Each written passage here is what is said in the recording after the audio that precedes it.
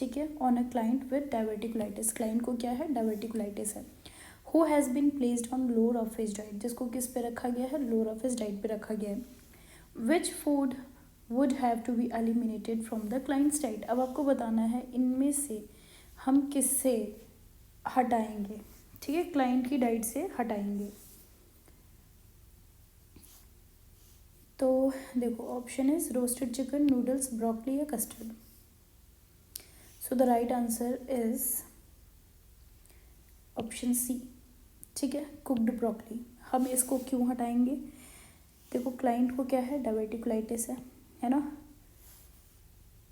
तो उसको कैसे फूड अवॉइड करने चाहिए, जिनसे गैस बनती हो, है ना, गैस फॉर्मिंग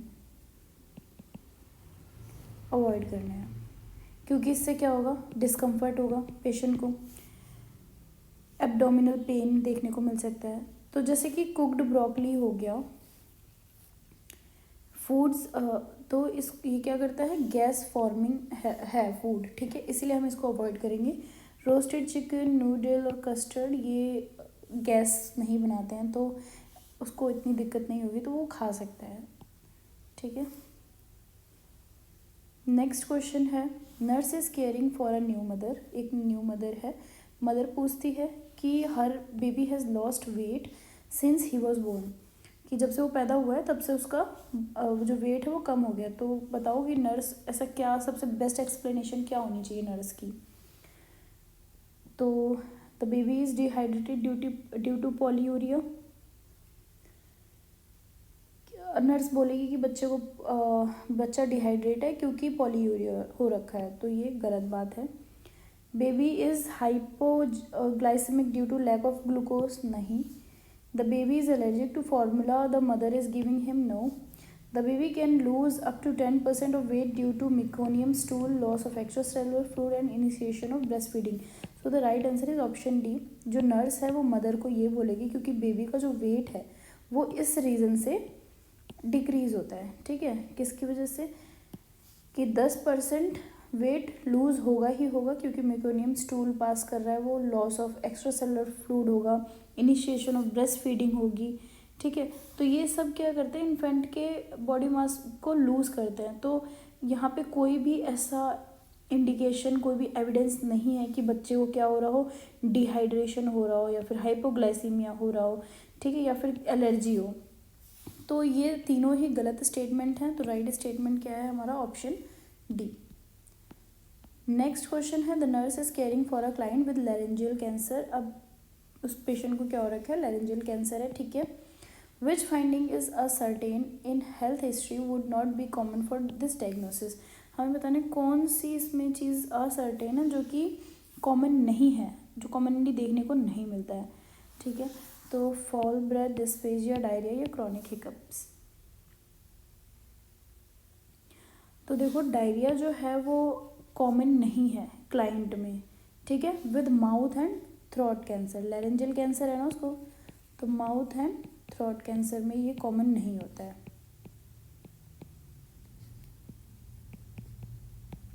तो राइट आंसर ऑप्शन सी होगा, बाकी के तीनों सही है, ये चीज़ें आपको देखने को मिलेंगी, ठीक है। उसके बाद next question is removal of left lower lobe of lung, left lower lobe lung का रिमूव कर दिया गया है क्योंकि उसको क्या था, लंग कैंसर था। तो बताना है which post of major would usually be included in plan, तो क्या चीज़ें यूजुअली प्लान में इंक्लूड होंगी। Option is close chest drainage, tracheostomy, mediastinal tube या परकशन वाइब्रेशन एंड ड्रेनेज। तो देखो क्लाइंट को का क्या हुआ है, लंग रिसेक्शन है ना, लंग रिसेक्शन हुआ है, तो उसके पास क्या होंगी, चेस्ट ट्यूब्स भी होंगी, ठीक है, क्योंकि चेस्ट ट्यूब क्यों लगाया, ड्रेनेज को कलेक्ट करने के लिए, ड्रेन देखने को मिलेगा तो ड्रेनेज कलेक्शन होगा, किस में होगा, चेस्ट ट्यूब के थ्रू होगा, ठीक है। तो राइट आंसर होगा क्लोज चेस्ट ड्रेनेज, ठीक है। ही probably will not have tracheostomy, mediastinal tube और percussion vibration ड्रेनेज, ये तो आपको करना ही नहीं है क्योंकि उसका अभी अभी लंग निकला है, ठीक है, जो भी ड्रेनेज होगा आप उसको और ज़्यादा सीवियर कर दोगे अगर परकशन वाइब्रेशन ड्रेनेज करोगे।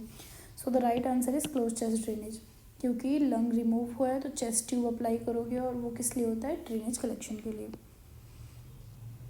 तो 6 hours after birth the infant is found to have an area of swelling over the right parietal area.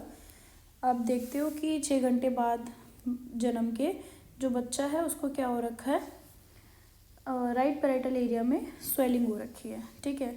तो date does not cross the suture line, जो कि सूचर लाइन को cross नहीं किया है, तो नर्स क्या बताएगी कि बच्चे को क्या हुआ है, सेफेलोहेमेटोमा, मोल्डिंग, सबड्यूरल हेमेटोमा या कैपिड सेक्सिडेरम। तो देखो स्वेलिंग कहाँ पे हो रखी है बेबी के, राइट पैरेटल एरिया में, है ना, राइट पैरेटल एरिया में स्वेलिंग है। तो अगर आपको राइट पैरेटल उसमें एरिया में स्वेलिंग देखने को मिलती है तो वो क्या शो करता है, cephalohematoma. So the right answer is cephalohematoma, क्योंकि एरिया ब्लीडिंग, ये जो एरिया है वो कहाँ पे हो रहा है, आउटसाइड द क्रेनियम, है ना, आउटसाइड क्रेनियम ब्लीडिंग आपको देखने को मिल रही है। स्वेलिंग है, स्वेलिंग किसकी वजह से हुई है, ब्लीडिंग की वजह से हुई है ना। तो ये जो हेमेटोमा है ये क्रॉस नहीं करता है सूचर लाइन को, साथ में ये एक तो आउटसाइड द क्रेनियम होता है लेकिन पेरियोस्टियम के नीचे होता है, ठीक है, बिनेथ पेरियोस्टियम, इसीलिए राइट आंसर क्या होगा हमारा, सेफेलोहेमेटोमा, ठीक है। तो जो ऑप्शन बी है मोल्डिंग, मोल्डिंग का मतलब होता है ओवरलैपिंग, ओवरलैपिंग तो देखने को मिल नहीं रही है बोन्स का, ठीक है, ओवरलैपिंग ऑफ बोन। और सबड्यूरल हेमेटोमा क्या होता है, इंट्रा, और इसको हम इंट्राक्रेनियल ब्लीडिंग भी बोलते हैं। ये एक ऑमनियस है and it can be scene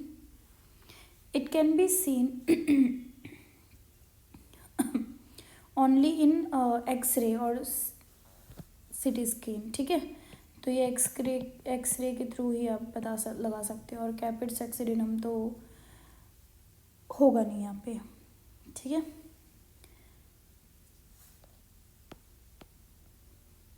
next question है, nurse is assisting RN with discharge instruction for a client with an implantable defibrillator. The word discharge instruction is essential. तो हमें बताना है कि क्या चीज़ इसमें डिस्चार्ज करते वक्त कौन सा इंस्ट्रक्शन इम्पॉर्टेंट है। You can not eat food prepare in microwave. अब देखो जो पेशेंट है उसको क्या है, इम्प्लांटेबल डिफिब्रिलेटर लगा है, ठीक है। तो हम उसको क्या इंस्ट्रक्शन देंगे, you should use your cell phone on your right side, ठीक है, ये इंस्ट्रक्शन देंगे। हम उसको ये नहीं बोलेंगे कि आप माइक्रोवेव का खाना नहीं खा सकते हो, खा सकता है वो। You should avoid moving the shoulder on side of pacemaker side for 6 weeks, ये भी गलत बात है। You will not be able to fly or commercial airline with defibrillator in place, ये भी गलत है। तो हमें जो इंस्ट्रक्शन देना जो कि सबसे इम्पॉर्टेंट है ये उतने इम्पॉर्टेंट नहीं है, ठीक है। जो क्लाइंट है उसको इंटरनल डिफिब्रिलेटर लगा है तो उसको सबसे पहले क्या बताना है कि battery operated machinery opposite side पे होगी, ठीक है। उसको उसका यूज़ सिखाना है। He should also take his pulse rate, उसको पल्स रेट लेना आना चाहिए। उसको अगर डिजीनेस या फेंटिंग लग रहा है कि वो चक्कर आ सकते हैं तो उसे रिपोर्ट करना है, ये सारी चीज़ें। इसीलिए ये ABD गलत है, C is the right answer, ठीक है।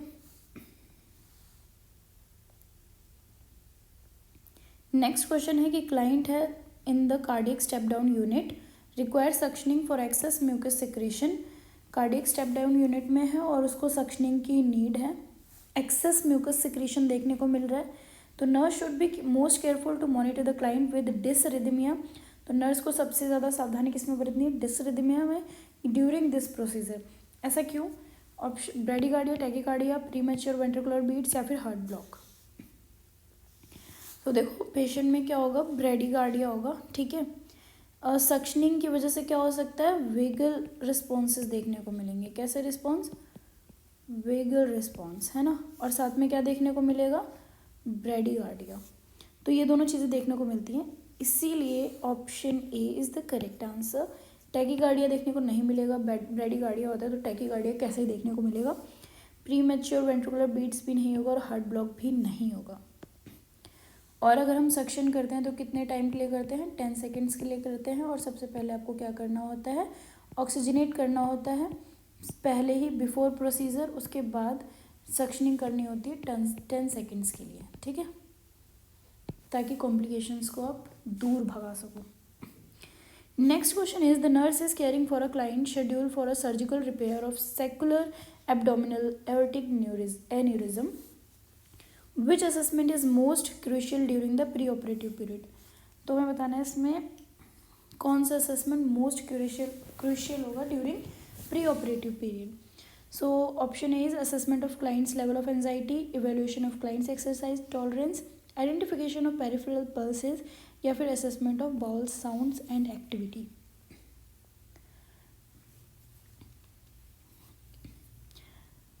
सो the right answer is option C, identification of peripheral pulses. पहले हम क्या देखेंगे, उसके पेरिफेरल पल्सेस देखेंगे। देखो जो असेसमेंट है वो बहुत क्रूशियल है क्लाइंट के लिए, ठीक है। तो आपको सबसे पहले पेरिफेरल पल्सेस चेक करना है, क्योंकि aorta is clamped during surgery, है ना। क्यों, एरोटा क्या है, क्लैम्प्ड है ड्यूरिंग सर्जरी, ठीक है। इस वजह से आपको पेरिफेरल पल्सेस चेक करना है। This decreases blood circulation to kidney and lower extremities. अब क्योंकि एओर्टा तो क्लैम्प है ड्यूरिंग द सर्जरी, तो इसकी वजह से क्या हो सकता है, किडनी और लोअर एक्सट्रीमिटीज़ में ब्लड सप्लाई की कमी हो सकती है। तो नर्स को साथ में ये भी असेस करना है कि वो जो रिटर्न ऑफ सर्कुलेशन है लोअर एक्सट्रीमिटीज़ में वो भी ओके है या नहीं है, ठीक है। तो इसीलिए option C is the right answer. और बी जो है हमारा evaluation of client's exercise tolerance, ये उतना इम्पॉर्टेंट नहीं है। और साथ में उसकी लेवल ऑफ एंजाइटी को चेक करना, ये भी लेसर कंसर्न है, ठीक है।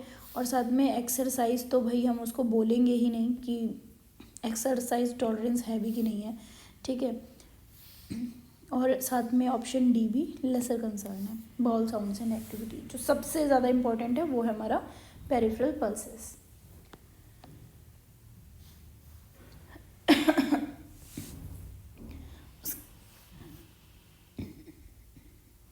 उसके बाद नेक्स्ट क्वेश्चन है, suspected renal disease is undergo a renal biopsy, the nurse plan to include which statement in teaching section.